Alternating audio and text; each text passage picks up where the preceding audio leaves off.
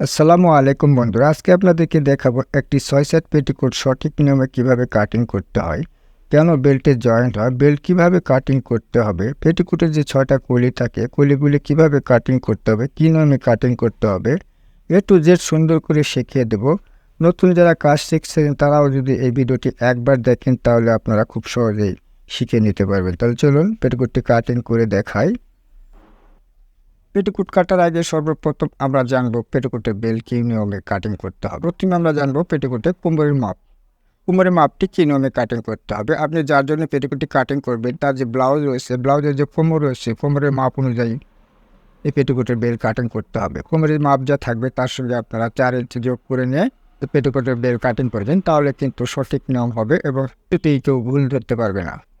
তাহলে প্রথমে আমরা কী করবো, প্রথমে আমরা বেল্ট কাটিং করবো। প্রথমে কাপড়টাকে ওপেন করে নিতে হবে। এরকমভাবে ওপেন করে নেওয়ার পর প্রথমে আমাদের কাটিং করতে হবে বেল্ট। তাহলে বেল্ট কেনার জন্য আপনি পেটিকোটটি কাটিং করবেন, তার যে ব্লাউজ রয়েছে, ব্লাউজের যে কোমর রয়েছে তার চাইতে আপনাকে 4 ইঞ্চি লুজ করে কাটিং করতে হবে। আশা করি বুঝতে পারছেন। এখন আমাদের বেল্ট কাটিং করতে হবে। বেল্ট কাটিং করার জন্য দেখুন বেল্ট কত ইঞ্চি কাটিং করতে হবে। বেল্ট কাটিং করতে হবে 6 ইঞ্চি। তাহলে আমি এই পাশে নিতেছি 6 ইঞ্চি, এ পাশেও নেব 6 ইঞ্চি। এরপরে দাগটাকে সোজা করে নিতে হবে।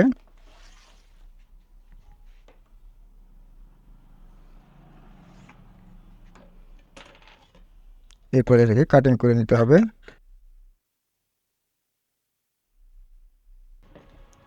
আমার বেল্টটি কত ইঞ্চি আছে দেখুন, আমার এই বেল্ট রয়েছে, আমার 34 ইঞ্চি, কিন্তু আমার বডি হচ্ছে 40 ইঞ্চি। তাহলে দেখুন এখন কি করতে হবে, এখন আমাদের এরকম করে আর একটি পার্ট কাটিং করতে হবে। আর যদি আপনারা বাড়তি কাপড় না রাখেন তাহলে একটি বেল্ট কেটে নেওয়ার পর এই সাইড থেকে আপনার জয়েন্টের যে কাপড়টুকু সেই পরিমাণ কাপড় এখান থেকে কেটে নিতে হবে। আশা করি বুঝতে পারছেন। তাহলে এর জন্য আমি 2 গিরা কাপড় বেশি নিয়েছি, যার জন্য আমি এই বেল্টটাকে আর একটা কাটিং করে নিচ্ছি।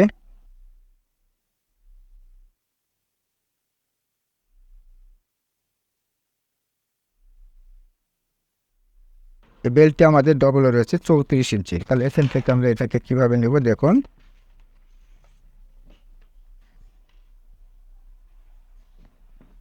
আমার বেল্টের মাপ 40 ইঞ্চি, তাই না? তাহলে 40 ইঞ্চি আমাদের এইটুক জয়েন দিয়ে নিতে হবে। এর জন্য আমরা এই যে এখান থেকে যে কাপড়টুকু রয়েছে এখান থেকে আমরা সুন্দর করে সেলাই মার্জিন বাদ রেখে এই বেল্টটা কাটিং করে নেবেন। দেখুন সুন্দরভাবে কিন্তু বেল্টটি আমাদের হয়ে গেল। ঠিক একই সিস্টেমে আপনারা বেল্টটি কাটিং করে নেবেন। এখন আমাদের দেখুন, এখন এটা কিন্তু আমাদের 40 ইঞ্চি হয়ে যাচ্ছে। আশা করি বুঝতে পারছেন কীভাবে বেল্টটি কাটিং করতে হবে। এই বেল্টটি কেটে নেওয়ার পর এখন যে বাকি যেটুকু কাপড় থাকলে এইটুক থেকে খুব অনায়াসে ফিতা তৈরি করে নিতে পারবেন। এখন আমাদের যে বাকি যে কাপড়টা রয়ে গেলে এই কাপড়টাকে ওপেন করে নিতে হবে এবং 2টি পার্ট করে নিতে হবে। এর জন্য কাপড়টিকে এরকমভাবে মাঝখানে একটা ভাঁজ দিয়ে কাপড়টিকে 2 পার্ট করে নিতে হবে। এরকমভাবে কাপড়টিকে 2 পার্ট করে নেওয়ার পর এই কাপড়টাকে এরকম করে আর একটি ভাঁজ দিয়ে কাপড়টিকে 4 পার্ট করে নিতে হবে। প্রথমে এই কাপড় যে আঁকা বাঁকা রয়েছে এই কাপড়টাকে সোজা করে নিতে হবে।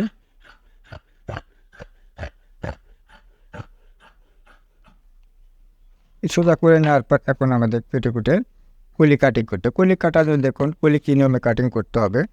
পেটিকোটের যে বেলের মাপ রয়েছে মাপকে 8 ভাগ করে নিতে হবে। তাহলে কী বললাম, পেটিকোটের যে কোমরের মাপ রয়েছে কোমরের মাপকে 8 ভাগ করে নিতে হবে। তাহলে আমার এই পেটিকোটের কোমর হচ্ছে 40 ইঞ্চি। 40কে 8 ভাগ করলে কত হয়? 5 8 40, 5 ইঞ্চি। তাহলে এখান থেকে আমাকে 5 ইঞ্চি নিতে হবে এবং সেলাই মার্জিন নিয়ে নিতে হবে। ঠিক একইভাবে এই কর্নার থেকে আমরা 5 ইঞ্চি নিলাম, এই কর্নার থেকে আমরা একইভাবে এখান থেকে আমাদের 5 ইঞ্চি নিতে হবে এবং এখানেও সেলাই মার্জিন নিয়ে নিতে হবে।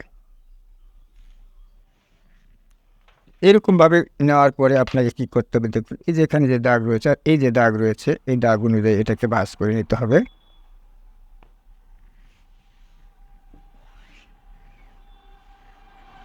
আবার এভাবে যদি আপনার সমস্যা হয় তাহলে কোনো অসুবিধা নেই, আরও সুন্দর করে বুঝিয়ে দিচ্ছি। তাহলে আমাদের কী করতে হবে, এই যে যেখান থেকে আমি দাগটা দিয়েছি এখান থেকে ফিতাটি রাখতে হবে এবং এই মাথাতেই ফিতাটি রাখতে হবে। রাখার পরে এখানে একটু মাঝখানে দাগ করে নিলেন। নেওয়ার পরে স্কেল দিয়ে দাগটাকে সোজা করে নিতে হবে।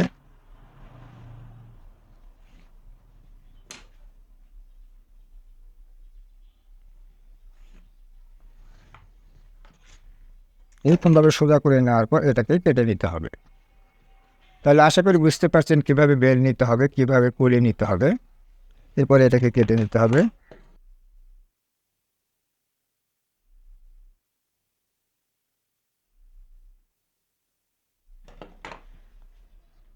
এখন দেখুন এ পাশে কিন্তু আমি 5 ইঞ্চি রাখছি, এ পাশেও 5 ইঞ্চি রাখছি। এই পাশটা আমাদের কী করতে হবে, এরকমভাবে সুন্দর করে মিলিয়ে দিতে হবে। এরকমভাবে সুন্দর করে মিলিয়ে নেওয়ার পর এটাকে সোজা করে কেটে নিতে হবে।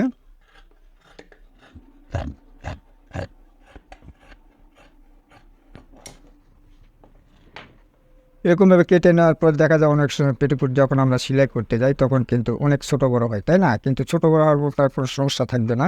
এই কাপড়টা যে রয়ে গেল, এই কাপড়টাকে আমাদের এরকম করে আর একটু ভাঁজ করে নিতে হবে।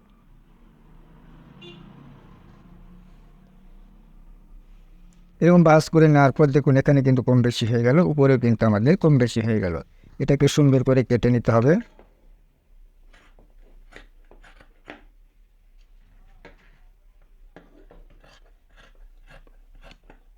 ঠিক এরকমভাবে কেটে নেওয়ার পর কিন্তু ছোটো বড়ো হওয়ার মতো কোনো সমস্যা আর থাকবে না।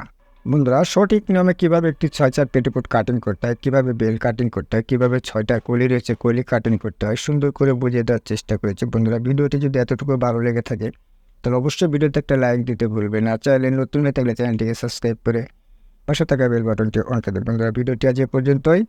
আল্লাহ হাফেজ।